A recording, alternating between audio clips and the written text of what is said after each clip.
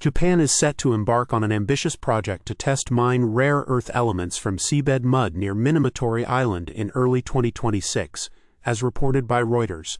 This government-backed initiative aims to reduce Japan's reliance on imported rare earths and bolster national security by securing a domestic supply of these critical elements. The project, led by the Cabinet Office's National Platform for Innovative Ocean Developments, is poised to be the world's first attempt to extract and refine rare earth-rich mud from the seabed. The mud, located at depths of 5 kilometers to 6 kilometers, contains essential elements such as dysprosium and neodymium, which are crucial for manufacturing electric vehicle motor magnets, as well as gadolinium and terbium used in high-tech products. The Japan Agency for Marine Earth Science and Technology will manage the extraction process using a deep-sea exploration vessel. The mud will be transported to the mainland to evaluate its rare earth content. If successful, the project could pave the way for trial operations capable of recovering 350 tons of mud daily by January 2027. This initiative aligns with Japan's broader strategy to enhance maritime and economic security through domestic rare earth production, paralleling similar efforts by the U.S. to streamline regulations for offshore mineral exploration. While the project is government-funded, specific investment figures and estimated reserves remain undisclosed. The outcome of this initiative could significantly impact global rare earth markets and influence strategies of countries heavily reliant on these critical minerals. Chinese small banks are facing significant challenges as evidenced by the cancellation of their initial public offerings, IPOs, and delisting from stock exchanges. Guangdong Shun Rural Commercial Bank Company recently withdrew its IPO application on the Shenzhen Stock Exchange, following a similar move by Bank of Guangzhou Company earlier this year. Additionally, Jilin Jutai Rural Commercial Bank Corp. Announced its delisting from the Hong Kong Stock Exchange, with Bank of Jinzhou Company having already ceased trading there.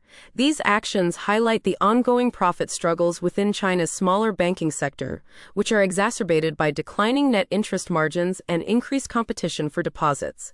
The National Financial Regulatory Administration is actively merging or dissolving small and medium-sized banks to enhance financial stability, approving the consolidation of approximately 200 such institutions in the first half of 2025. This consolidation is part of a broader effort to address governance and transparency issues within the sector. Despite these challenges, some rural lenders, such as Shanghai Rural Commercial Bank Company and Qingdao Rural Commercial Bank Corp., have seen significant stock price increases this year. However, the broader trend indicates that small banks are being left behind in the IPO recovery seen in larger Chinese banks, which have attracted investors with stable dividends. The ongoing consolidation and regulatory scrutiny underscore the sector's vulnerability and the need for structural reforms. Central Bank of India has solidified its presence in the insurance sector by acquiring a 24.91% stake in future Generali India Insurance for 451 crore rupees.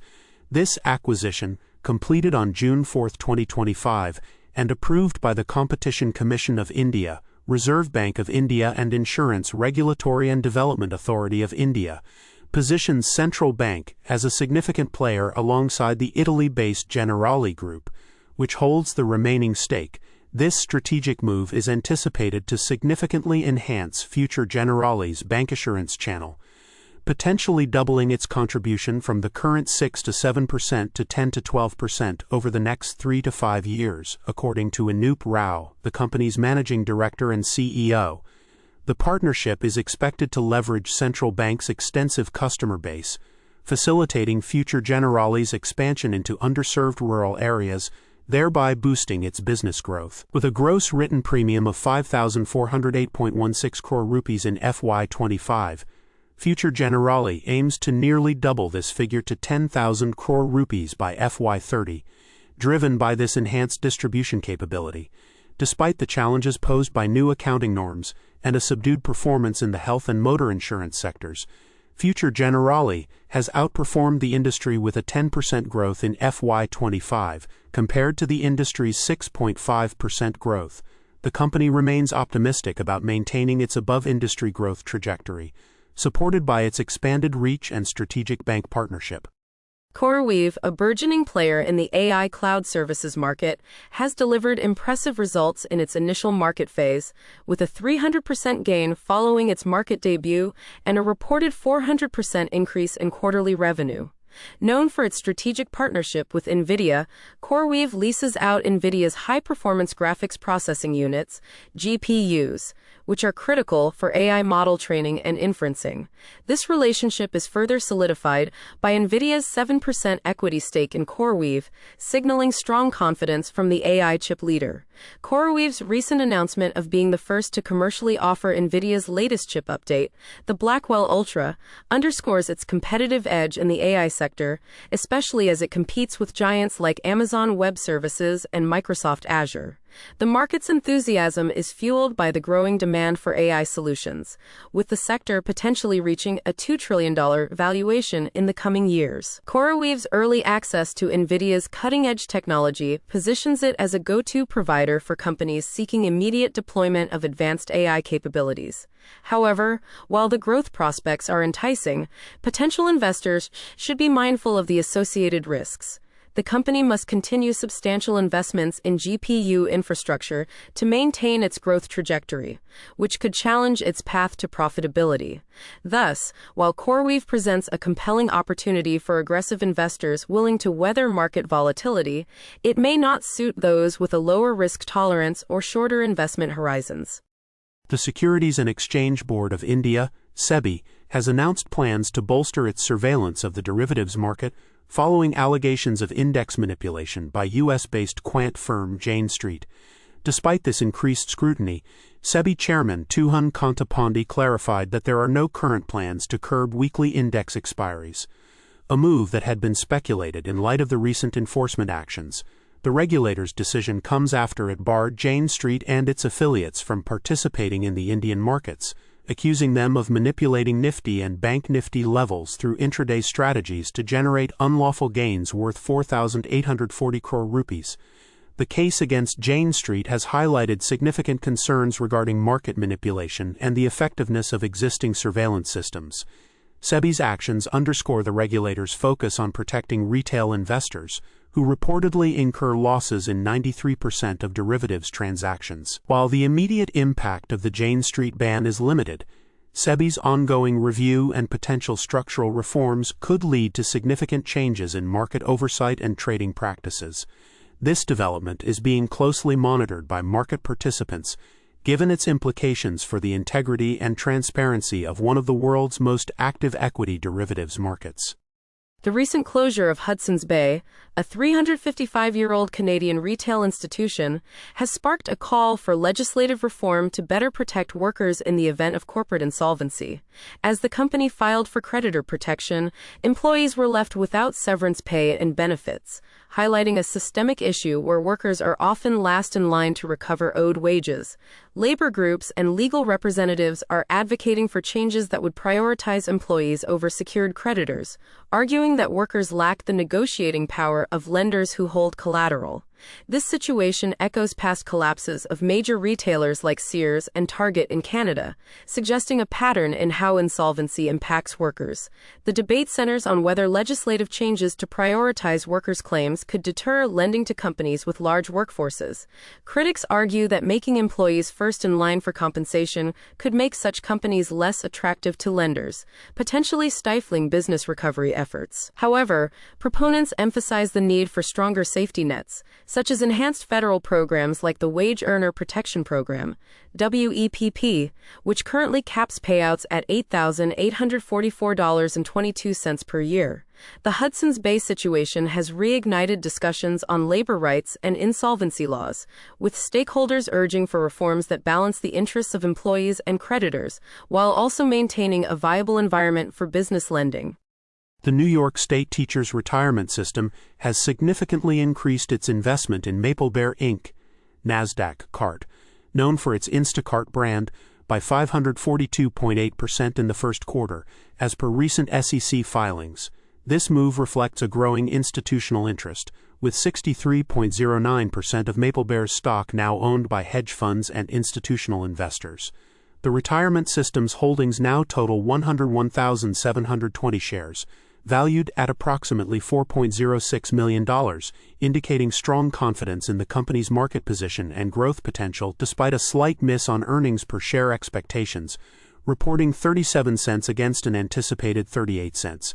MapleBear's stock has received varied analyst ratings, holding a consensus rating of moderate buy with an average price target of $51.91. Notable analyst activity includes Macquarie's outperform rating and Loop Capital's increased price target from $52 to $58, suggesting optimism about the company's strategic direction. Conversely, Wall Street Zen downgraded the stock to a hold rating, reflecting some caution amid mixed earnings results.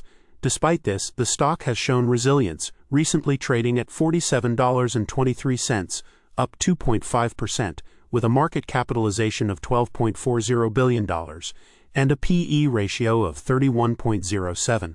MapleBear's revenue has increased by 9.4% year-over-year to $897 million, highlighting its robust market position and innovative offerings, such as virtual convenience stores and SaaS solutions for retailers. The company's beta of 1.21 indicates moderate volatility.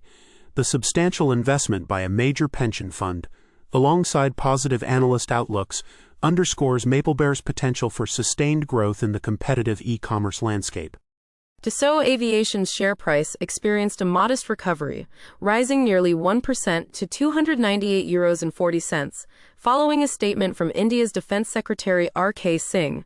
Singh refuted claims that India's Rafale jets, manufactured by Dassault, were downed by Pakistan during Operation Sindoor, labeling these assertions as inaccurate.